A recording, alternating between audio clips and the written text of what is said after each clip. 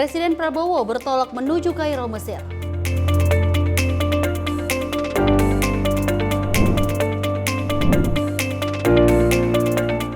Menteri UMKM coba mobil listrik buatan lokal.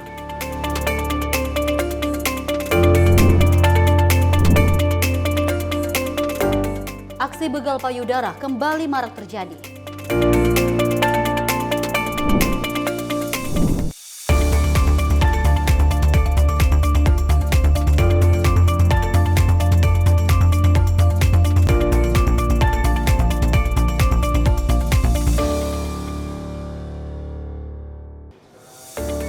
Halo, selamat malam pemirsa. Kami hadir di malam hari ini dengan sejumlah informasi. Terkait dari 4 informasi tadi, kami juga memiliki sejumlah informasi lainnya. Salah satunya pemerintah yang akan siap dalam menjalankan untuk persiapan menjelang Natal dan juga Tahun Baru 2025. Betul sekali, selain itu juga kami akan mengupdate informasi terkait dengan sejumlah agenda dari Kementerian Kabinet Merah Putih, Dewi. Bersama saya Dewi Manik. Dan saya Tiara Dianti, inilah Menyapa Malam selengkapnya.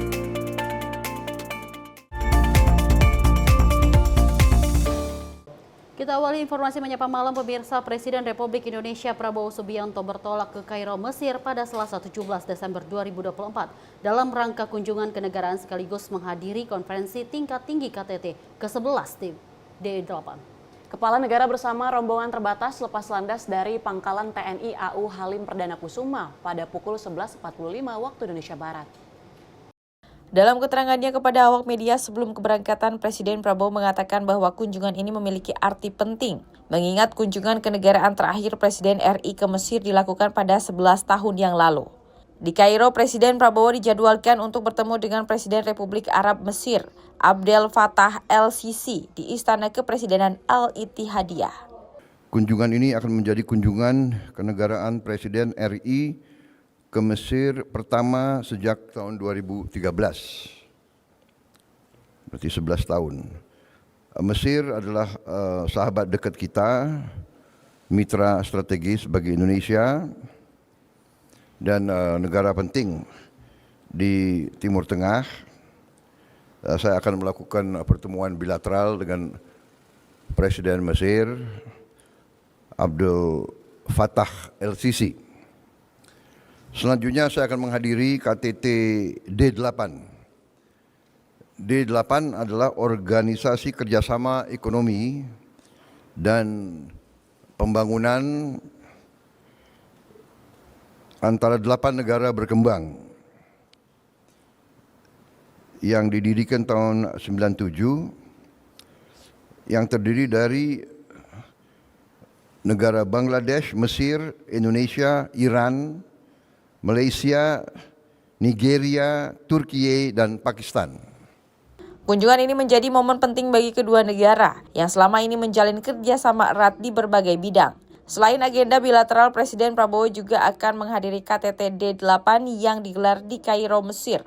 Salah satu agenda utama dalam pertemuan tersebut adalah serah terima jabatan Ketua D8 dari Mesir kepada Indonesia, di mana Indonesia akan memegang kepemimpinan Organisasi Kerjasama Ekonomi dan Pembangunan tersebut untuk periode 2026-2027. Presiden Prabowo memastikan bahwa pemerintahan di tanah air akan tetap berjalan secara efektif selama kunjungan luar negeri ini. Presiden Prabowo pun berharap agar agenda kenegaraan ini dapat berjalan dengan baik dan lancar. Tim redaksi Sinpo TV melaporkan. Presiden Prabowo Subianto menggelar rapat terbatas untuk membahas persiapan menyambut perayaan Natal dan juga Tahun Baru 2024-2025. Dalam arahannya, Presiden Prabowo menekankan kepada para menteri dan juga pejabat lainnya untuk menciptakan suasana yang aman dan nyaman agar masyarakat dapat merayakan momen Nataru dengan penuh sukacita. Dalam gelar rapat di Istana Negara Jakarta pada Senin 16 Desember 2024, Presiden Prabowo membahas sejumlah isu. Salah satunya persiapan menyambut perayaan Natal dan Tahun Baru 2024-2025. Dalam arahannya, Kepala Negara menekankan kepada para menteri dan pejabat lainnya untuk menciptakan suasana yang aman dan nyaman agar masyarakat dapat merayakan momen Nataru dengan penuh kebaikan dan sukacita. Dalam kesempatan itu, Presiden menagih laporan untuk sejumlah isu kepada pejabat terkait, yaitu seputar keamanan, transportasi, pasokan bahan bakar, ketersediaan bahan pangan, dan bahan pokok lainnya, tenaga kerja, dan juga sektor pariwisata. Prabowo mengatakan persiapan Nataru kali ini sudah dibahas dalam beberapa kali rapat dan yakin seluruh menteri terkait sudah melakukan koordinasi dengan baik dan juga benar. Pada sore hari ini, sengaja saya kumpulkan para menteri dan pejabat terkait untuk mengecek dan memastikan kesiapan menghadapi hari Natal tahun 2024 dan tahun baru 2025 agar seluruh lapisan masyarakat dapat menjalankan hari-hari tersebut dengan penuh kebaikan, penuh sukacita, dan yang terpenting dengan penuh rasa aman dan nyaman. Persiapan perayaan hari Natal dan tahun baru ini memang sudah dibahas dalam beberapa kali rapat, dan saya yakin bahwa saudara-saudara juga sudah melakukan koordinasi dan persiapan yang sebaik-baiknya. Tapi saya ingin juga mendapat laporan yang terkini. Dalam rapat tersebut dihadiri antara lain Wakil Presiden Gibran Rakabuming Raka, Menteri Koordinator Bidang Politik Hukum dan Keamanan Budi Gunawan, Menteri Koordinator Infrastruktur dan Pembangunan Kewilayahan Agus Harimurti Yudhoyono, Menteri Koordinator Bidang Pembangunan Manusia dan Kebudayaan Pratikno, dan seluruh para menteri lainnya. Tim redaksi Simpo TV melaporkan. Masih dengan agenda kepresidenan, pemirsa, Presiden Prabowo Subianto menginstruksikan jajaran untuk fokus terhadap isu kelancaran, keselamatan dan juga keamanan menjelang Natal 2024 dan juga Tahun Baru 2025. Dalam keterangan pers, Menteri Koordinator Infrastruktur dan Pembangunan Kewilayahan Agus Harimurti Yudhoyono mengatakan bahwa pemerintah telah mengidentifikasi berbagai potensi tantangan, termasuk peningkatan mobilitas masyarakat yang diperkirakan mencapai 110 juta orang menjelang Nataru. Presiden Prabowo Subianto memimpin rapat terbatas bersama sejumlah Menteri Kabinet Merah Putih di ruang sidang Kabinet di Kantor Presiden Jakarta pada Senin 16 Desember 2024. Rapat tersebut merupakan salah satu langkah pemerintah untuk memastikan kelancaran perayaan Natal dan Tahun Baru, terutama dalam menghadapi potensi peningkatan mobilitas masyarakat, kebutuhan logistik, dan keamanan selama periode tersebut. Kepala negara menginstruksikan jajarannya untuk memberikan laporan terkini dari berbagai sektor terkait. Presiden Prabowo meyakini koordinasi yang matang dapat memberikan rasa aman dan nyaman bagi masyarakat. Dalam keterangan pers usai menggelar rapat, Menteri Koordinator Infrastruktur dan Pembangunan Kewilayahan, Agus Harimurti Yudhoyono mengatakan bahwa pemerintah telah mengidentifikasi berbagai potensi tantangan, termasuk peningkatan mobilitas masyarakat yang diperkirakan mencapai 110 juta orang menjelang Tahun Baru. Karena itu tadi Bapak Presiden Prabowo menyampaikan dan menekankan kepada kita semua agar masing-masing kementerian dan stakeholder yang memang bertanggung jawab pada isu kelancaran, keselamatan, dan keamanan Nataru, terutama juga diantaranya untuk meyakinkan agar saudara-saudara kita yang merayakan Natal ini bisa beribadah dengan baik dan merasa aman dan nyaman. Tadi juga Bapak Kapolri memberikan penjelasan bahwa sudah dipersiapkan satuan termasuk personel Polri yang di-backup nanti oleh personel TNI untuk bisa mengamankan berbagai lokasi, apakah itu rumah ibadah, kemudian juga rute-rute perjalanan yang digunakan oleh masyarakat luas.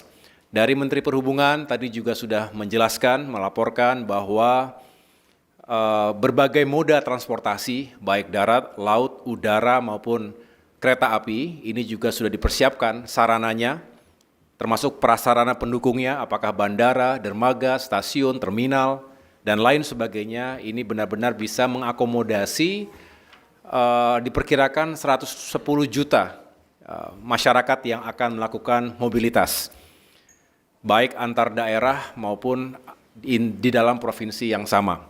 Ini juga akan terus kita kawal, kita monitor melalui command center, posko atau posko yang digelar di berbagai titik. Untuk mengantisipasi kemacetan, pemerintah telah menyiapkan posko pemantauan di berbagai titik rawan.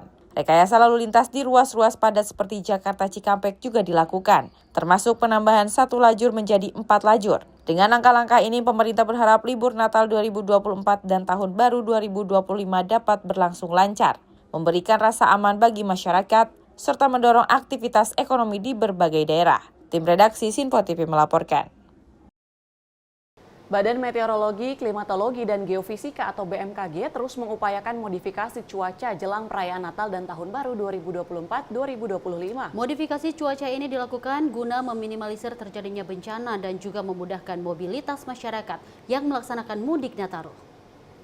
BMKG melakukan modifikasi cuaca jelang perayaan Natal dan Tahun Baru, bekerja sama dengan sejumlah pihak lainnya seperti BNPB. Modifikasi cuaca ini dilakukan untuk meminimalisir terjadinya bencana dan memudahkan mobilitas masyarakat yang hendak melaksanakan mudik pada momen Nataru 2024-2025.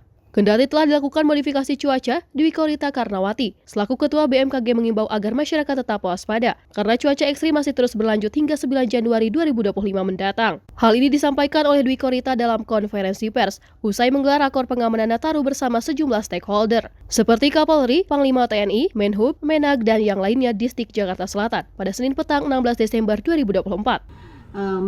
Melakukan modifikasi cuaca, terutama untuk titik-titik yang dikhawatirkan akan berdampak potensi bencana. Dan selain itu, sekali lagi kami mohon terus memonitor perkembangan informasi cuaca, karena dari perakiraan dan prediksi kami menjelang Nataru hingga sekitar tanggal 9 Januari di beberapa wilayah, terutama yang di jalur mudik, juga mengalami peningkatan eskalasi cuaca. Namun terus saja memonitor perkembangan informasi, terutama dari aplikasi info BMKG yang juga terintegrasi dengan aplikasi yang ada di jalur mudik, agar dapat merencanakan perjalanan dengan insya Allah aman dan nyaman. Terima kasih. Dari Jakarta, Dio Malau, Sinpo TV melaporkan. Pemirsa, guna mengantisipasi terjadinya lonjakan penumpang pada saat malam Tahun Baru, PT Kereta Komuter Indonesia bakal mengoperasikan kereta rel listrik Jabodetabek selama 24 jam non-stop. Selain itu, KCI juga menambah frekuensi perjalanan dari 1048 menjadi 1114 perjalanan kereta pada saat malam pergantian tahun nanti. Berbagai upaya dilakukan guna mengantisipasi terjadinya lonjakan penumpang kereta rel listrik atau KRL, terutama pada tanggal 31 Desember atau malam pergantian Tahun Baru 2025. Selain bakal mengoperasikan kereta rel listrik, komuter lain Jabodetabek selama 24 jam non-stop. PT Kereta Komuter Indonesia atau KCI juga menambah frekuensi perjalanan dari 1048 perjalanan menjadi 1114 perjalanan kereta pada saat malam pergantian tahun nanti. Direktur Utama KCI, Asdo Atrivianto, pada Jumat sore mengungkapkan, langkah tersebut diambil guna menghindari masyarakat yang terlantar akibat tak mendapatkan sarana transportasi publik. Usai merayakan malam pergantian tahun di titik-titik keramaian seperti Monas, Sudirman, hingga Tamrin. Dengan beroperasinya layanan KRL komuter lain selama 24 jam, diharapkan dapat memudahkan masyarakat yang hendak pulang ke sejumlah wilayah di Jabodetabek. Prediksi kita malah peningkatan penumpang ya? Iya, bukan penurunan. Artinya gini, tadi yang saya sampaikan, kita mengantisipasi lonjakan penumpang ini dengan memperlakukan pola seperti pada waktu peak hours. Ya, peak hours ini kita maksimalkan. Kalau hari-hari weekdays ya, hari-hari biasa ini di jam 4 pagi, mulai dari jam 4 pagi sampai jam 9 itu kita maksimalkan. Armada kita keluar semua. Ya, headway semua sesuai dengan KPK. Kita konsisten. Nah, setelah jam 9, setelah peak hours, biasanya kita mengurangi frekuensi nih. Ya, untuk lakukan perawatan, ya, untuk melakukan pengecekan. Nanti pada sore, mulai jam 3 sore, kita fullkan lagi. Sampai jam 8 malam baru kita kurangi lagi.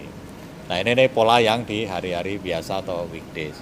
Tapi di masa Nataru nanti full dari pagi mulai beroperasi jam 4 pagi sampai malam berakhir ya jam 12 atau jam 11 sekian. Ini kita full berlakukan perjalanan seperti pada waktu peak hours. Sementara itu, selama masa periode angkutan Natal dan Tahun Baru 2024-2025, KCI memproyeksikan ada sebanyak 19.406.644 penumpang yang menggunakan KRL komuter lain atau meningkat 4% dibandingkan dengan masa Nataru tahun lalu. Dari Jakarta, Dio Malau, Sinpo TV melaporkan. Sebanyak 290.000 tiket kereta api jarak jauh yang berangkat dari sejumlah stasiun wilayah Daop 1 Jakarta ludes terjual sepekan jelang masa angkutan Natal dan Tahun Baru 2025. Meski begitu, PT KAI Daop 1 Jakarta memastikan masih terdapat sekitar 61% tempat duduk yang masih bisa dipesan para calon pengguna kereta yang hendak berpergian. Maksud kami berpergian pada jelang Natal, Hari Raya juga Tahun Baru 2025. Meski masa angkutan Natal dan Tahun Baru mulai dilaksanakan pada 19 Desember 2024 hingga 5 Januari 2025, namun sebanyak 290.000 tiket kereta api jarak jauh yang berangkat dari sejumlah stasiun wilayah Daop 1 Jakarta pada Jumat siang telah ludes terjual. Kendati begitu, PT KAI Daop 1 Jakarta memastikan masih terdapat sekitar 61% tempat duduk yang masih bisa dipesan para calon pengguna kereta yang hendak bepergian pada libur panjang Hari Raya Natal dan Tahun Baru. Manajer Humas PT KAI Daop 1 Jakarta, Isvan Hedi Wintoko menyebut pihaknya telah menyediakan sebanyak 743.904 atau 41.328 tempat duduk perharinya selama masa angkutan Nataru. Dengan masih tersedianya tempat duduk yang masih bisa dipesan, para calon pengguna kereta diharapkan dapat mengakomodir hingga mengantisipasi tingginya minat masyarakat yang hendak bepergian menggunakan moda transportasi kereta saat libur panjang Natal dan Tahun Baru nanti. Sebelumnya telah ditetapkan masa angkutan Nataru mulai dari tanggal 19 Desember 2024 sampai dengan 5 Januari 2025. Hari ini terpantau masih tersedia tiket sekitar 450.000 tempat duduk dari kapasitas 743.904 seat. Jadi sudah terjual sekitar 39% sampai dengan 40%. Ya. Untuk kesiapan PT KAI Daop 1 sudah kami lakukan mulai dari pemeriksaan prasarana, pemeriksaan sarana, khususnya di sekarang ini cuaca juga mulai musim hujan, jadi kayak jembatan, kemudian titik-titik pantauan khusus, itu kami juga akan menambah petugas-petugas di daerah pantauan khusus. Tujuannya adalah untuk memantau dan melakukan tindakan langsung di mana di titik-titik stasiun yang tertentu itu dipasang yang namanya AMUS, alat material untuk siaga. Di sana ada material seperti batu, kemudian pasir, bantalan, habim. Tujuannya adalah dikala pada saat dibutuhkan sewaktu-waktu bisa secepat mungkin untuk dilakukan. Sementara itu, guna mengantisipasi cuaca ekstrim seperti hujan lebat yang dapat mengganggu perjalanan kereta, PT KAI Daop 1 Jakarta telah melakukan pemeriksaan sarana dan prasarana seperti jembatan, hingga menambah petugas di daerah pantauan khusus untuk memantau dan melakukan tindakan langsung apabila dibutuhkan. Dari Jakarta, Dio Malau, Sinpo TV melaporkan. Sementara itu, pemirsa, Kementerian Pertahanan Republik Indonesia kembali memberangkatkan 25 tenaga kesehatan TNI untuk melanjutkan misi kemanusiaan merawat pengungsi Gaza di kapal rumah sakit terapung milik Uni Emirat Arab. Rombongan yang tergabung dalam keberangkatan gelombang 2 tenaga kesehatan TNI ke El Arish yang beberapa diantaranya juga akan melanjutkan misi kemanusiaan merawat para pengungsi Gaza. Kepala Biro Informasi Pertahanan atau Inforhan, Humas Sekjen Kementerian Pertahanan RI, Brigjen TNI Frega F, Wenas Inkririwang, saat dihubungi di Jakarta, Senin kemarin menjelaskan rombongan nakes TNI gelombang 2 itu telah berangkat ke Abu Dhabi UAE dari Denpasar, Bali.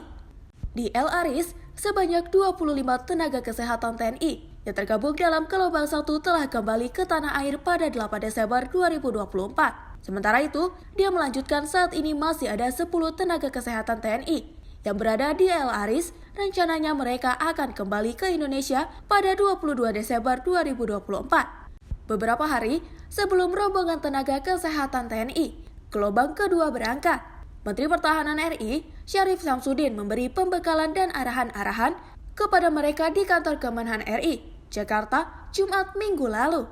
Dalam sesi pengarahan itu, Menhan Syarif menekankan tugas kemanusiaan di El Arish itu merupakan misi penting yang menyangkut kemanusiaan dan juga menjadi upaya Indonesia mewujudkan perdamaian di Gaza. Tim redaksi Sinpo TV melaporkan. Usai jeda, Zulkifli Hasan lakukan uji coba makan bergizi gratis di Wonopeti. Tetap di Menyapa Malam Sinpo TV.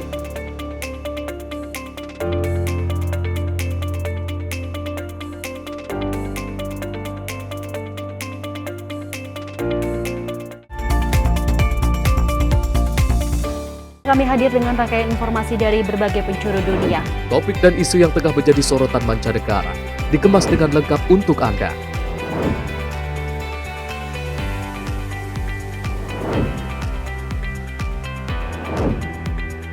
Peristiwa penting yang terjadi dari berbagai belahan dunia ini hadir dalam Sinpo Dunia setiap Senin hingga Jumat pukul 7:30 malam hanya di Sinpo TV.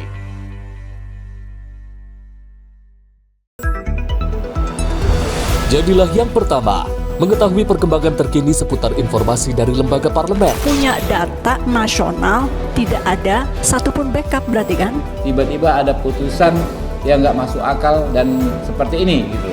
Kita biarkan rekomendasi kepada KPK, periksa! Kami hadirkan informasi paling akurat untuk mengawal setiap informasi dalam rapat komisi dan paripurna. Tentunya bersama saya Andi Rezaldi yang telah kami rangkum dalam program Sinpo Parlemen. Saya Arif Rifan. Saksikan Sinpo Parlemen setiap Sabtu pukul 6 pagi hanya di Sinpo TV. Pemirsa, Sinpo TV kembali hadir menemani Anda dengan berbagai informasi yang telah kami rangkum dalam sepekan.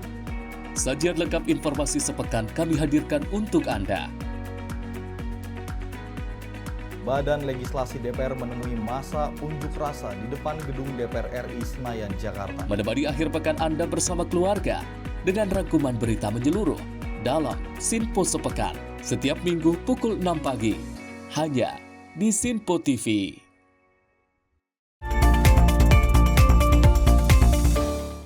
Terima kasih Anda masih menyaksikan Menyapa Malam. Informasi kami lanjutkan. Menteri Koordinator Bidang Pangan Indonesia Zulkifli Hasan menyebutkan 2 metode penyajian untuk makan bergizi gratis. Hal itu disampaikannya saat meninjau uji coba yang dilangsungkan di SD Muhammadiyah 1 Wonopeti.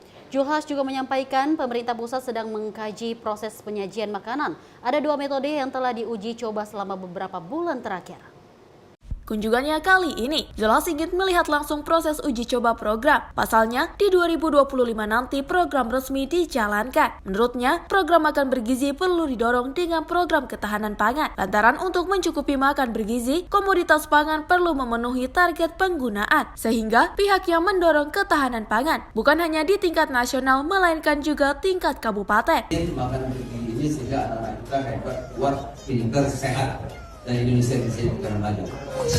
Ketumpan ini menyampaikan, ketahanan pangan diwujudkan dengan tidak ada lagi ketergantungan pada pasokan komoditas. Selain itu, kemandirian daerah dalam menyediakan komoditas pangan juga diperlukan. Daerah yang mampu menyediakan pangannya sendiri dianggap ikut serta menyukseskan ketahanan pangan. Sementara itu, salah satu orang tua siswa SD Muhammadiyah 1 Wonopeti, Ratna Nur, menyampaikan dukungannya ke program makan bergizi. Lantaran, selama 1 bulan uji coba anak yang mulai terlihat tambah berat badan. Menanggapi perihal anggaran 10.000 untuk 1 porsi makanan, anggaran tersebut dinilai cukup dan layak. Pasalnya porsi makanan untuk anak memang sedikit, sehingga anggaran 10.000 dinilai cukup. Hal ini tidak bisa dibandingkan dengan anggaran untuk makan orang dewasa yang memiliki porsi besar. Tim redaksi Sinpo TV melaporkan. Kita lanjut pemirsa, Menteri UMKM Maman Abdurrahman beserta dengan Wamen UMKM Helvi Moraza mencoba mobil listrik buatan lokal dari PT Zeus pilihan terbaik asli Bogor. Menteri UMKM menyampaikan meski mobil tersebut merupakan produksi perdana, hasilnya sudah sangat memuaskan.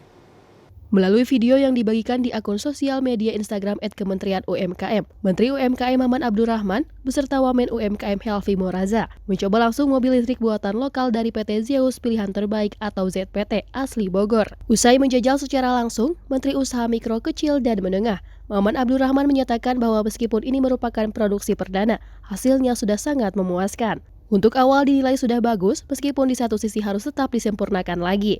Jadi mobil asli Bogor. Dirakit di Bogor, memang baru baterainya yang lokal. Ya, tapi memang saya rasa ini bisa kita pelan-pelan dorong direplikasi produksi di negeri. Tim redaksi Sinpo TV melaporkan. Kita beralih ke informasi lain, terdakwa kasus dugaan korupsi Tata Niaga Timah Tamron menangis saat membacakan pembelaan di hadapan Majelis Hakim Pengadilan Tindak Pidana Korupsi Jakarta Pusat malam tadi. Bos smelter swasta CV Venus Inti Perkasa tersebut juga mengaku menyesal telah bekerja sama dengan PT Timah yang justru menjeratnya ke ranah hukum. Bersama 3 terdakwa lainnya yakni Hasanci, Albani, dan Buyung, bos smelter swasta CV Venus Inti Perkasa Tamron, Senin malam kembali menjalani sidang dugaan korupsi Tata Niaga Timah di Pengadilan Tipikor Jakarta Pusat. Di hadapan majelis hakim, terdakwa Tamron tak kuasa menahan tangis saat membacakan pembelaan terhadap dirinya. Tamron mengaku menyesal telah melakukan kerjasama sewa smelter dengan PT Timah yang justru menyeretnya ke meja hijau dengan tuntutan 14 tahun. Padahal, dirinya hanya berniat membantu meningkatkan produksi PT Timah agar bisa menjadi pemasok logam timah nomor 1 di dunia. Kalau waktu bisa diulang kembali, saya tidak akan menyetujui CV Venus Inti Perkasa untuk melakukan kerjasama dengan PT Timah. Akibat kerjasama ini, saya harus mengorbankan keluarga saya dan hasil seluruh jerih payah saya. Usaha-usaha yang telah saya bangun dari dulu.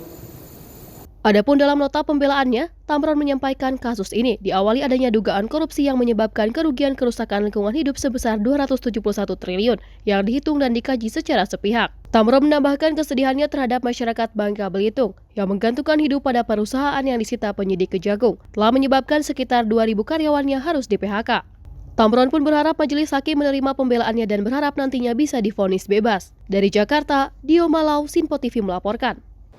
Kita beralih dengan informasi, TNI Angkatan Laut terus menjalin hubungan yang baik dengan negara-negara sahabat. Kali ini, Kepala Staf Angkatan Laut Laksamana TNI Muhammad Ali menerima Kostesi Call Chief of the Naval Staff Indian Navy, Kasal India di Markas Besar Angkatan Laut di Cilangkap, Jakarta Timur. Pertemuan itu diawali dengan upacara penyambutan di lapangan apel dan Mabes AL. Kehadiran pimpinan Angkatan Laut India yang didampingi Kapsa Chindir, NATO CN, CDR Gaurav Joshi, dan CDR Bharat Kumar Singh ini disambut dengan jajaran kehormatan TNI AL beserta Kasal didampingi Wakasal Laksdia TNI Erwin, pejabat utama Mabesal, dan staf. Usai pelaksanaan upacara penyambutan, Kasal India didampingi Kasal menuju Admiral Room untuk mengisi buku tamu. Dilanjutkan dengan bilateral meeting serta pertukaran pelekat dan cenderamata. Kasal saat ramah tamah mengucapkan selamat datang di Mabesal kepada Kasal India beserta staf dan selanjutnya menyampaikan bahwa kedatangan Kasal India ini merupakan sebuah kehormatan bagi TNI AL, di mana pertemuan kedua angkatan laut ini akan lebih menyatukan hubungan diplomasi dan kerjasama yang selama ini telah terjalin. Kasal meyakini bahwa dengan kunjungan Kasal India ini akan memberikan kesempatan bukan hanya untuk memperkuat hubungan profesional, tetapi juga untuk meningkatkan hubungan diplomasi yang menjadi pedoman dalam hubungan persahabatan antar kedua negara. Selanjutnya, Kasal India menyampaikan bahwa India dan Indonesia adalah dua negara penting di wilayah Samudra Hindia. Kerjasama antara kedua negara sangat penting dalam menjaga stabilitas kawasan. Tim redaksi Sinpo TV melaporkan. Sejumlah orang yang mengatasnamakan tim Koalisi 4 merespon pernyataan Ketua DPP PDIP Deddy Sitorus terkait polemik penghitungan suara Pilkada Paniai 2024. Mereka juga membantah soal aparat kepolisian yang disebut mengintervensi rapat pleno rekapitulasi suara pada beberapa waktu lalu. Sekelompok orang yang mengatasnamakan tim Koalisi 4 menyikapi pernyataan yang dikeluarkan oleh Ketua DPP PDI Perjuangan Deddy Sitorus di beberapa media yang menyebut aparat kepolisian daerah Paniai, Papua Tengah, mengintervensi proses rekapitulasi perhitungan perolehan suara dalam Pilkada 2024. Mewakili tim Koalisi 4, calon Bupati Kabupaten Paniai, Nasonuti menegaskan, tudingan yang dilontarkan oleh Deddy Sitorus adalah hal yang tidak benar terjadi. Dirinya meyakini, aparat kepolisian, mulai dari Kapolres dan Kabak Ops serta jajarannya, dalam melaksanakan tugas dengan menjunjung tinggi nilai demokrasi, keadilan, dan perdamaian dalam proses pleno rapat rekapitulasi perhitungan perolehan suara di Kabupaten Paniai pada tanggal 4 dan 11 Desember 2024. Nason menjelaskan, aparat kepolisian Kabak Ops dan jajarannya yang masuk dalam ruang rapat pleno adalah untuk mengatasi dan mengamankan kericuhan yang terjadi antara saksi dengan 5 anggota KPU, 2 orang Bawaslu, serta PPD di 24 distrik pada rapat pleno rekapitulasi perhitungan perolehan suara. Tim Koalisi 4 bersama tokoh masyarakat, tokoh perempuan, dan tokoh agama, serta tokoh pemuda Kabupaten Paniai mengatakan siap memberikan keterangan di hadapan hukum tentang peristiwa yang terjadi. Pernyataan yang dikeluarkan oleh Ketua DPP PDIP Deddy Sitorus di Jakarta adalah tidak benar.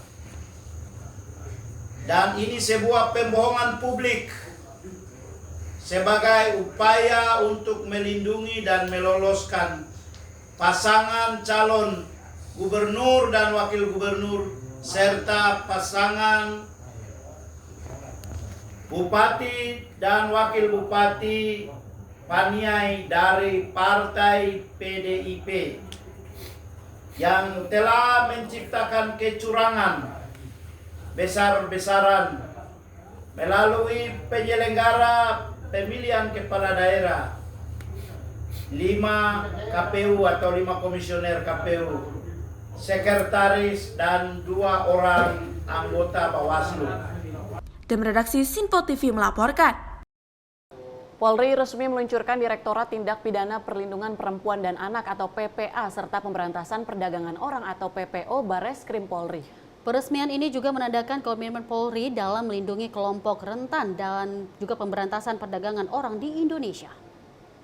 Polri bersama Kementerian Pemberdayaan Perempuan dan Perlindungan Anak meluncurkan Direktorat Tindak Pidana Perlindungan Perempuan dan Anak serta Pemberantasan Perdagangan Orang di Bareskrim Polri pada Selasa 17 Desember 2024. Pembentukan Direktorat PPA dan PPO Bareskrim Polri telah diatur melalui Peraturan Kepolisian Negara Republik Indonesia Nomor 13 Tahun 2024 yang telah disahkan pada 17 Oktober 2024. Direktur Tindak Pidana Perlindungan Perempuan dan Anak dan Pemberantasan Perdagangan Orang, Brigjen Pol Desi Andriani berharap dengan diresmikannya direktorat ini, sinergi antar lembaga dapat terus diperkuat untuk menjamin perlindungan hak-hak perempuan dan anak serta memberantas kejahatan perdagangan orang yang terjadi di Indonesia.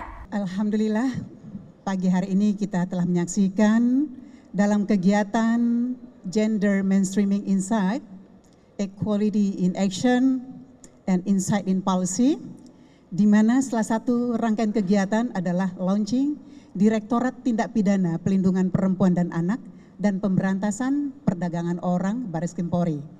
Kita tadi menyaksikan bersama kolaborasi antara Menteri Pemberdayaan Perempuan dan Pelindungan Anak Republik Indonesia dan Bapak Kapolri telah kita saksikan bersama dengan telah disahkannya Peraturan Kepolisian Negara Republik Indonesia Nomor 13 Tahun 2024 tertanggal 17 Oktober 2024, di mana salah satu struktur organisasi Direktorat Tindak Pidana Pelindungan Perempuan dan Anak dan Pemberantasan Perdagangan Orang secara sah telah diresmikan.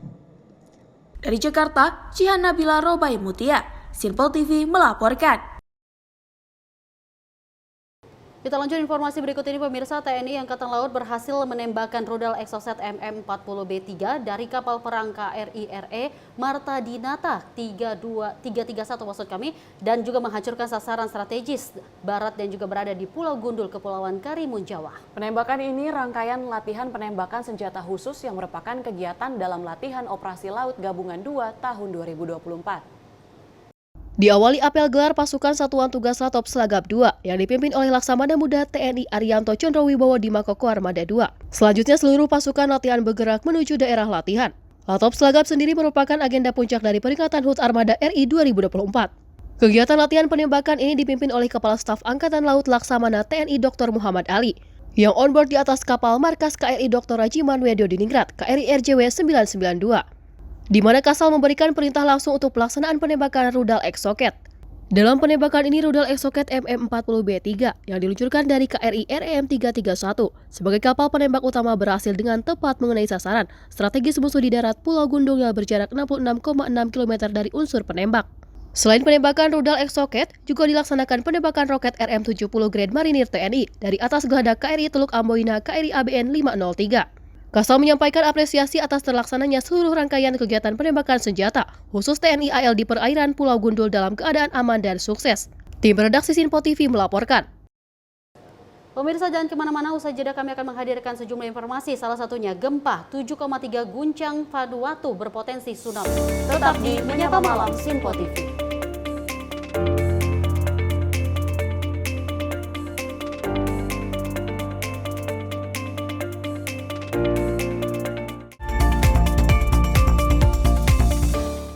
Halo, selamat pagi pemirsa Sinpo TV. Selamat pagi Andi. Selamat pagi, Ves. Beragam informasi terbaru hadir menemani Anda sebelum memulai hari.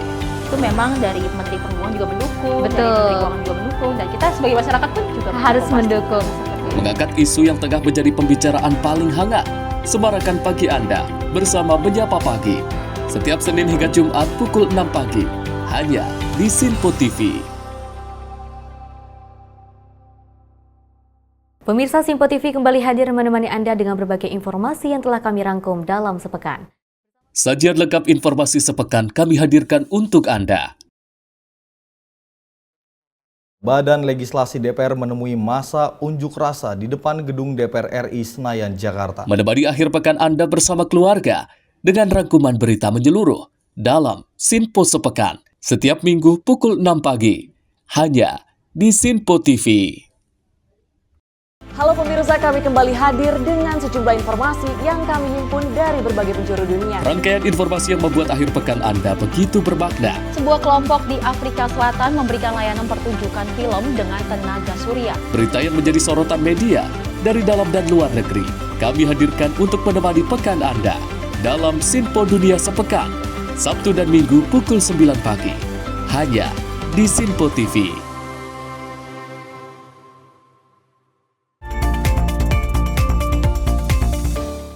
Terima kasih pemirsa, Anda kembali menyaksikan Menyapa Malam. Kita lanjut informasi dengan peristiwa remaja putra berusia 16 tahun yang telah putus sekolah melakukan aksi pelecehan terhadap remaja putri yang juga masih di bawah umur dengan melakukan aksi begal payudara di gang sempit di kawasan Selipi Palmerah, Jakarta Barat. Pelaku pelecehan yang berusia masih di bawah umur namun telah memiliki istri dan juga anak ini melakukan aksi tersebut dilatar belakangi akibat sering menonton film porno.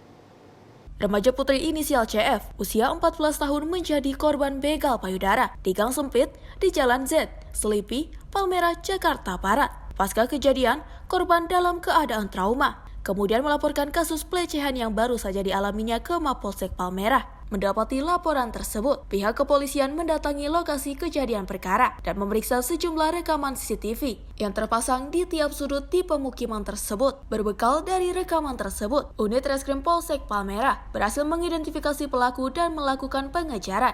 Diketahui antara korban dan pelaku sama-sama masih di bawah umur. Pelaku remaja laki-laki inisial HRS berusia 16 tahun akhirnya berhasil diamankan petugas kepolisian di kawasan Bojongsari, Depok, Jawa Barat. Pasca penangkapan, Polsek Palmerah kemudian melakukan gelar perkara. Namun karena masih di bawah umur, pelaku tidak dihadirkan dalam gelar perkara tersebut. Dalam keterangannya saat menggelar jumpa pers di Mapolsek Palmerah, Kanit Reskrim Polres Palmerah, AKP Rahmat Wibowo, menjelaskan modus operasi pelaku yang diketahui telah putus sekolah dan kini kesehariannya berjualan ayam potong ini mencari sasarannya dengan mengendarai sepeda motor. Setelah mendapati target yang diincarnya, pelaku kemudian meremas payudara korbannya dan langsung tancap gas. Bahkan aksi begal payudara tersebut telah dilakoni pelaku selama 8 kali dengan korban berbeda di sejumlah lokasi di Depok dan Jakarta Barat. Sementara motif pelaku melakukan aksi tersebut dilatar belakangi akibat sering menonton film porno. Sebagai informasi, pelaku diketahui telah memiliki istri dan anak meski usianya masih di bawah umur. Sementara itu, terkait kasus yang pelakunya adalah anak di bawah umur, pihak kepolisian akan bekerja sama dengan Bapas dan PPPA, di mana nantinya pihak Bapas masih menunggu kedatangan orang tua pelaku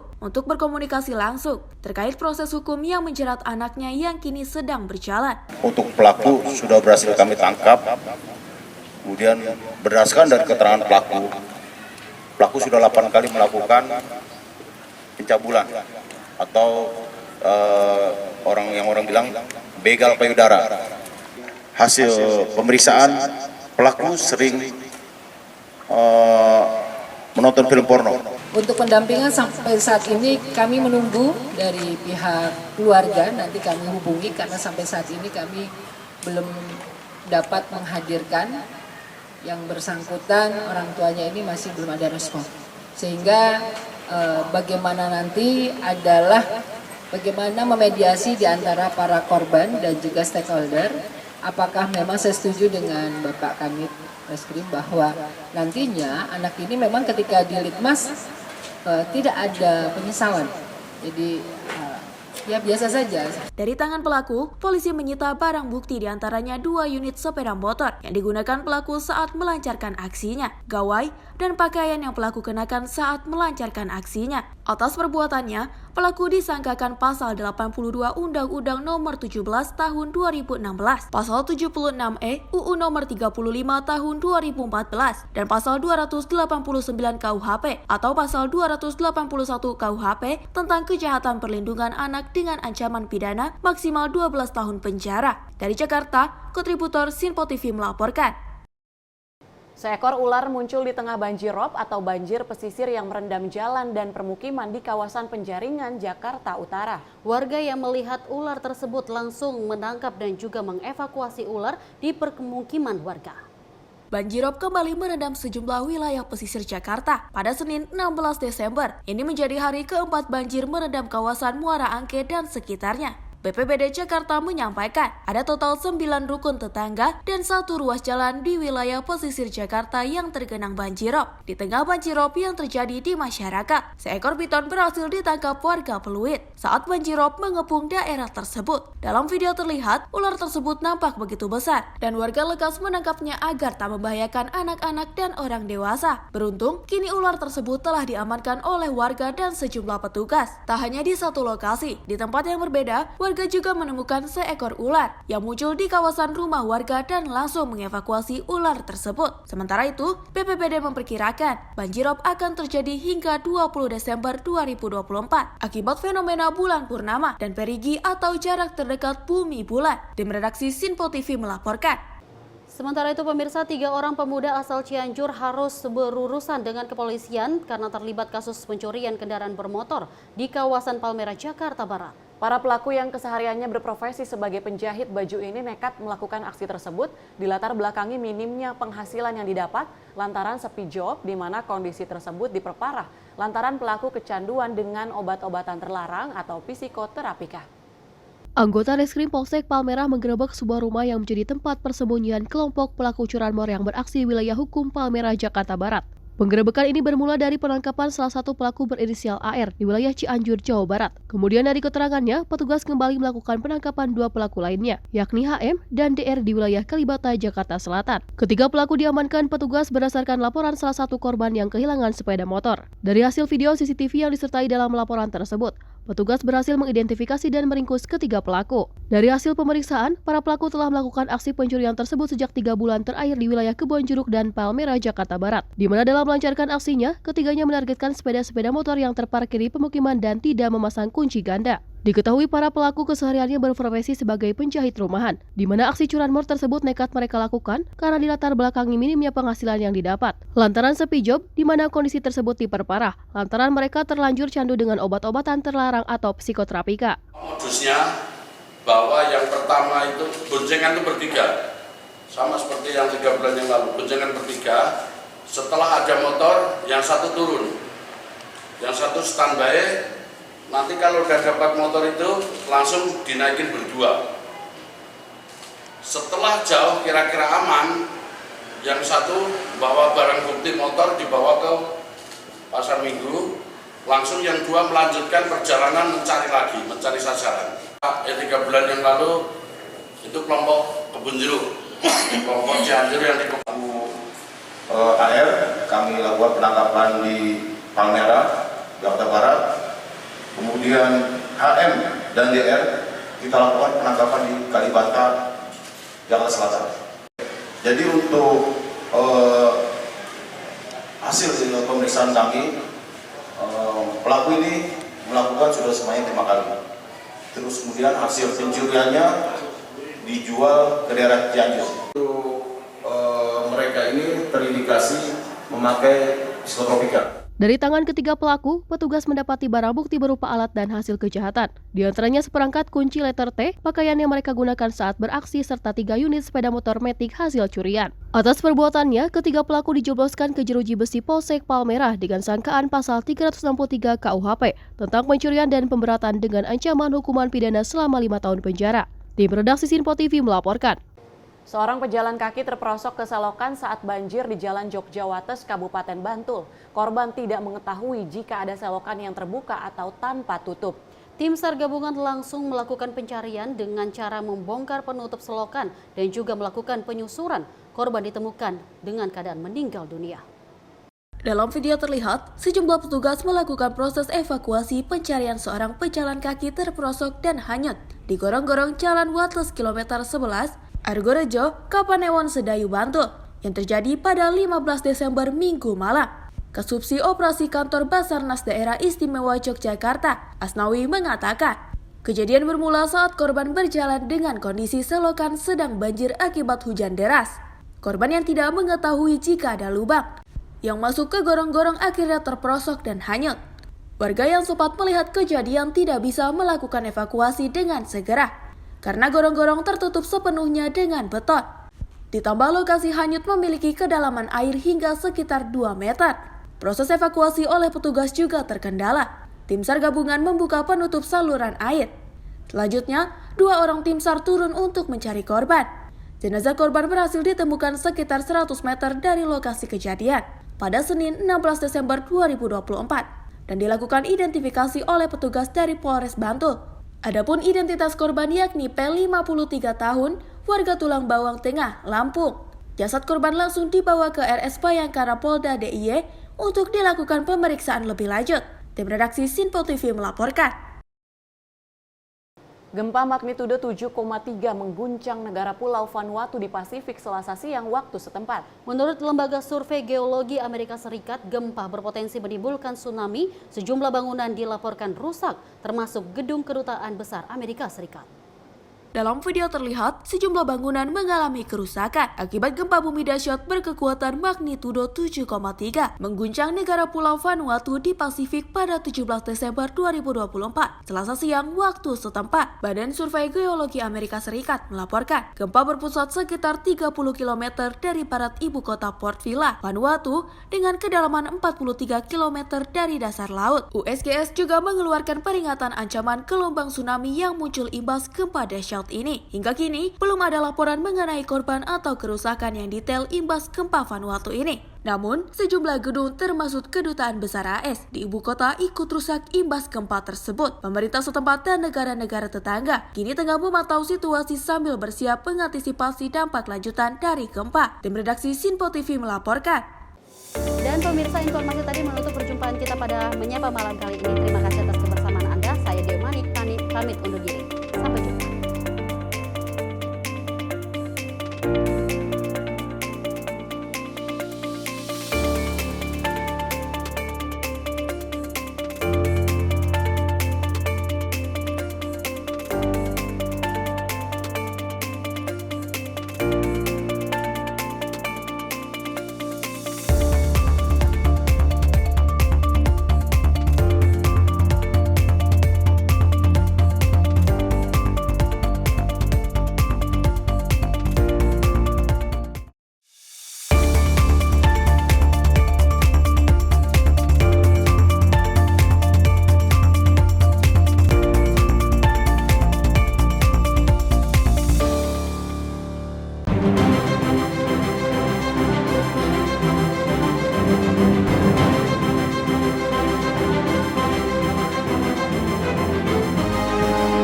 Sinpo TV, News, Sport, Entertainment.